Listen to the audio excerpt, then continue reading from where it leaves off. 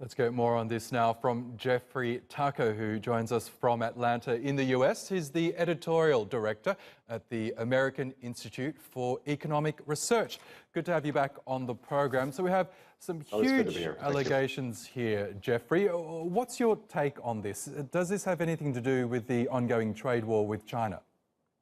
I think your news report implied that it does, and I think this is correct. I mean, this is just another salvo in the ongoing trade war. You know, these hackers, I have no doubt that, you know, it's very likely that they were involved. I mean, hacking is big business all over the world, and smart people everywhere are involved in it. And there's many private companies that are dealing with hacking. I mean, the particular bug that these people were dealing with, it's called Cloud Hopper, has been known about since since April of 2017. Private companies have been dealing with it. The security risks associated with it have been largely done. So what's this timing? And also, what's this allegation that somehow these two guys were associated with what they call the Chinese government? I mean, there's no evidence of this whatsoever. It really, what it does is it plays into the American nationalist bias to think that somehow China is just filled with bad guys trying to rob U.S. of its proper place in the world. So it plays really well politically. Whether or not there's any factual basis to it, we'll have to wait and see. Interesting. The US Justice Department has indicted several alleged Chinese hackers in recent years on similar charges. Do you think that state-sponsored intellectual property theft, as the Justice Department has put it, is a real problem for the United States? Look, the conflict over intellectual property between the U.S. and China is immensely complicated.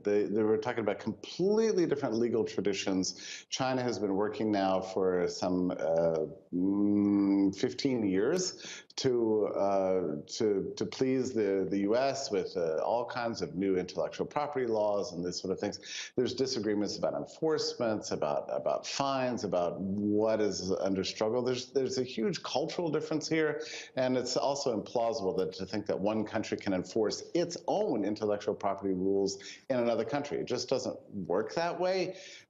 These are things that should be worked out through negotiations, but these wild claims that hundreds of billions of dollars are going down the drain and intellectual property theft being sponsored by the Chinese government, there's no basis for this whatsoever. I spent most of the last week researching this issue, and it's an immensely complicated problem, and it's in the interest of both countries to work it out. The problem is that right now we've got an administration in the U.S. that's not interested in working things out.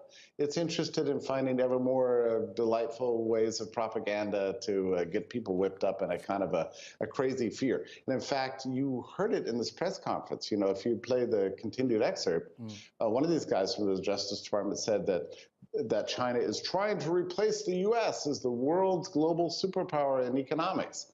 Well, I don't know what that means, replace the U.S. What does that mean? China's trying to get richer? To see its citizens flourish more? Why is that a problem? That's something that the U.S. should be celebrating. This is not a threat. We can all work together to have peace and get rich together. Yes. But it's not the way the U.S. is looking at things nowadays. Okay, and just quickly, Jeffrey, we know that the U.S. and China are in a 90-day trade truce at the moment in their dispute. How will these latest charges affect those negotiations?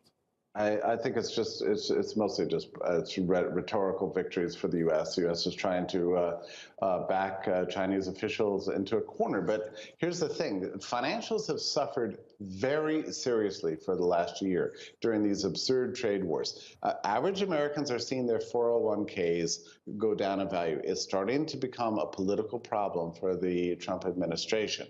So it's in the Trump administration's interest to continue the trade truce as long as possible so we can get back on track with building a world economy that benefits everyone. And I wish that the Trump administration would start to see it this way.